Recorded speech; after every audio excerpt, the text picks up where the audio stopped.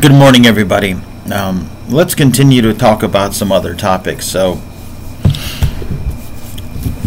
let's talk about maintaining your training and knowing how to train yourself as you age and as time goes by. I feel very young most days, and I feel pretty good almost all the time. But things happen. About a week ago, for example, my bike, the chain popped, and I was like, all right, that was on a weekend. I said, you know what, I'll take it. We have a wonderful service here in Columbia, Missouri. This town is incredibly bike friendly, and they actually have something called the Columbia Mo Bike Co-op, and it receives donations from donors and receives money from the city, and they have a free bicycle repair service, and they also auction off if you donate a really nice bike and it's in great condition, or they can fix it up to great condition. They auction it off and also generate revenue. But Monday was the Juneteenth, so every day I've been walking to the gym. It's a 2-mile walk there, and then when I'm done, I get dinner, I walk around town, then I'll walk over here, I might walk to a shop, I'll walk to the student center to use the internet, and I'll finally walk home at night. So 2 miles there, probably another 3 miles or more by the end of the day, every day. And I ride my bike so much that my ankles and knees were sore, my calves were really sore.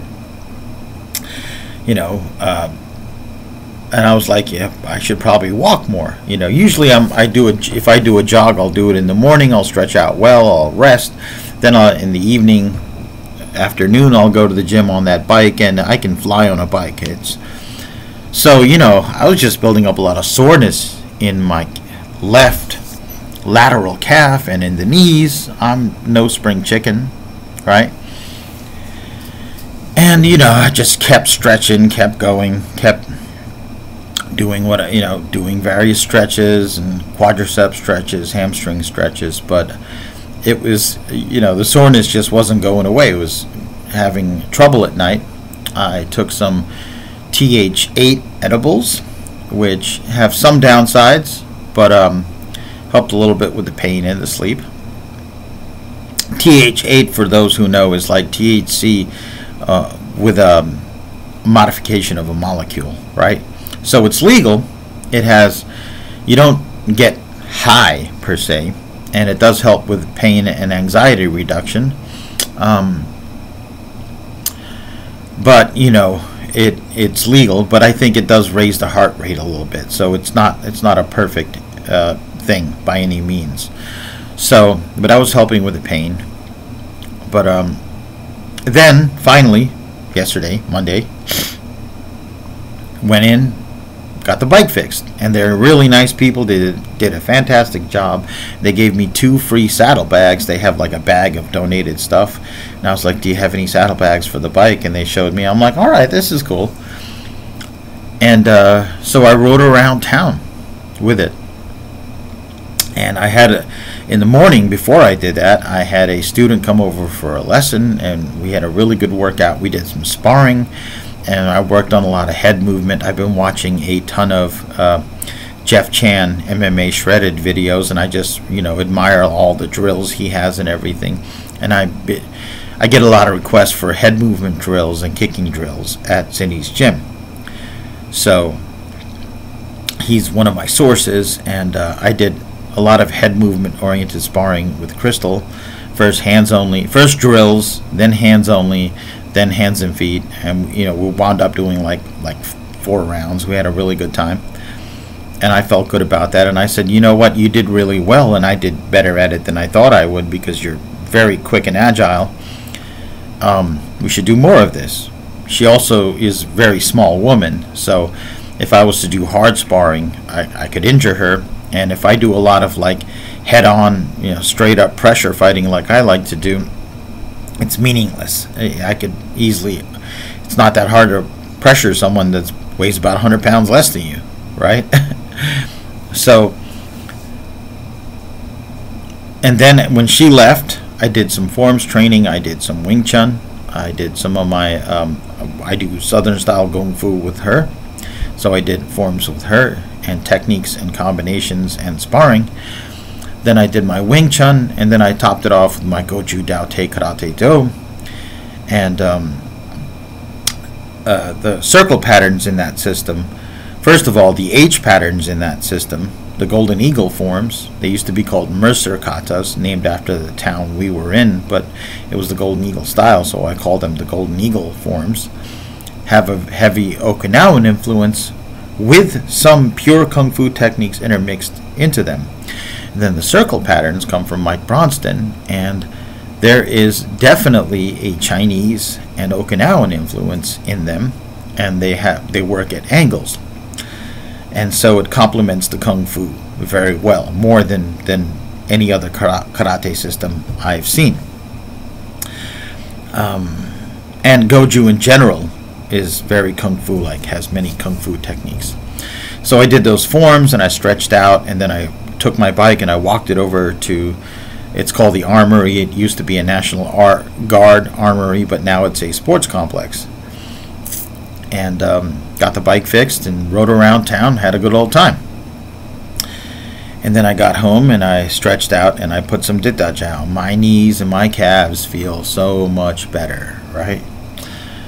And so I was like, why is the walking, the extensive walking, causing more soreness than the controlled running that I was doing, which is really jogging? I think it's because of the concrete surfaces, because of the volume of training. I was keeping my jogs to about 2 miles, right? And if I felt a little tired, I would jog walk. And I built up slowly over time. And I had rest days. And I could have active rest where I would do my jog one day, and then the next day I would do my bike in and maybe, try to do my modified MARSOC card, which is calisthenics military style, and some bent rows and curls. So there's activity, which exercises your body, and then there's training. So now I'm like, all right, so this week I'm going to do mostly biking. I'm going to start interjecting walking and running, and start titrating that. Try to make it to where, again, 3 times a week I'm doing a 2-mile jog. I'm biking the other 2 days. I'm trying to make it where I'm working up the numbers to the full set of reps on the short card, MARSOC short card, modified. Right now, the MARSOC short card is a set of exercises, like a superset, then immediately go into the next, and there's 4 of them, and there's no rest in between. I'm giving myself 1 minute rest, and I'm working up. When I can get to the full number of reps, which is 30 for most of the main exercises, and 10 for burpees. I notice burpees can hurt my knees, so I'm doing bends and thrusts just like we did in the Marine Corps. Bends and thrusts, I've actually gotten to the point where they don't aggravate my knees or my back. And I can do like 3 sets or 4 sets of those in the supersets. So I'm taking my time. I'm slowly titrating up there, and I figure when I can get to the point when I can do those sets of calisthenics, plus the bent rows with the 50-pound kettlebell and the curls with 25 and 15 pounds, and also with that tricep extensions, military press, yada yada, right? When I can get that, then I'll start shortening the breaks, and then I'll hopefully eliminate the breaks. And if I ever get to the point where I'm doing the whole MARSOC card, even if I have to modify an exercise or 2, even if I have to make the lunges step-ups like I did yesterday when the legs hurt, when the knees, hurt, even if I have to just stick to bend and thrust instead of burpees, I'm still getting a whole hell of a lot. I'm almost doing the MARSOC short card, which is what young teenage and 20-year-old men do as part of their workup to doing force recon training, to trying to pass that NDOC, right?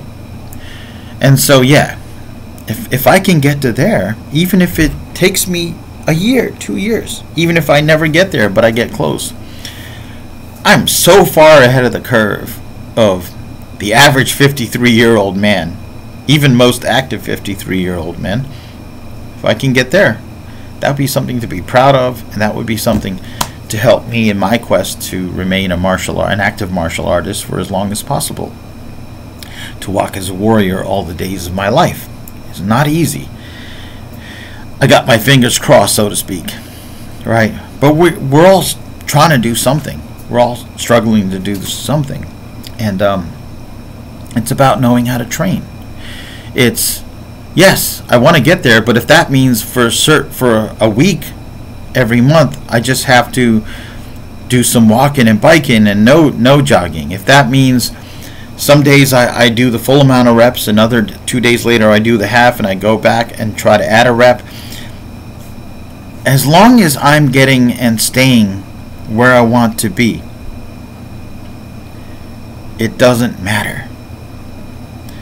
But if I'm slavishly sticking to a schedule where I have to jog, I have to do the burpees, and it's hurting my joints, in the long run it will only stop or retard my progress. It will hurt my progress. It will create injuries. It will create inflammation, denigrate my health and denigrate my ability, and hinder. Maybe it means I'll have to stop martial arts, or I won't be able to do the techniques that I can easily do now later. You see, knowing how to train, knowing how to slowly titrate the repetitions and the intensity and cycle up and down.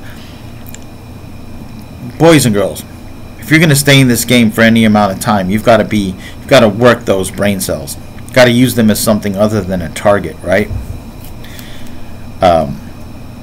If you're over 35, if you're over 40 and you're still doing hard contact sparring, really evaluate what you're getting out of that. If all you're getting out of that is a little bit of ego gratification, and you're sacrificing brain cells and health for it, it may not be what you want. Maybe if you learn how to get ego gratification out of your training in different ways, you get that same feeling of awesomeness, but you get it for longer and you get more of it and you get less damage. All right? If you have to, I have to get my cardio in, fine. If you switch over to biking instead of running, you may feel, I'm letting myself down. I'm not able to jog anymore. I'm getting old. No, you're not. You're just adjusting so that you can retain more youthfulness as time goes by. You're getting the same amount of cardio with a bike if you train intelligently, but you're not hurting your knees. Make sure you adjust your bike seat. Make sure you get the right pedals, right? Some people can't stand biking, and I think it's because they just never really adjusted the height on their seat sometimes, right? So what do we want? We want to be able to do the things we love, and we would love to do them for as long as possible in the way that we love. And sometimes it means you learn to love other aspects of the training a little bit more and shift. Ultimately, we're in a race against time that we ultimately lose. But if you live long enough, if you maintain your health long enough, and if we're lucky enough that societies and technology keep advancing, you may get more technology, more interventions to help you live a little longer and do a little more. There's people walking around with double hip and double knee replacements that are still playing golf, or like Bill Wallace, still doing martial arts, right? Think about it. As far as we're concerned, there's no better age to be aging in than the age that we're in, except maybe the ages to follow. I'm going to close with that. Be positive, my friends. Stay active. Train smart.